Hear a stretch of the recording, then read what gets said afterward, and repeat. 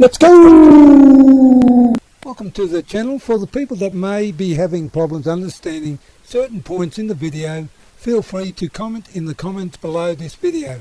To keep up with the new videos, please subscribe, click notification bell below video. Thank you.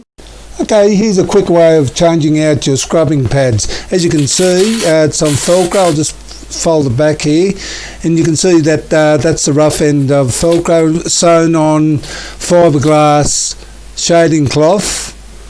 It's attached on via that, and this is a soft bit. That's where your scrubbing pads are. And what I've done is the fiberglass material I've pop riveted on with some blind rivets, so they're completely sealed on the clip here, and I've obviously put the clip on the channel, so that's sort of a permanent fixture, because now you can just take the pads off like this. I'll just turn it around and I'll put it on the other way. It's as simple as that, and you can have a stack of scrubbing pads, and that way you can change out your scrubbing pads when the other ones get dirty. It's as simple as that, and well, that's about it.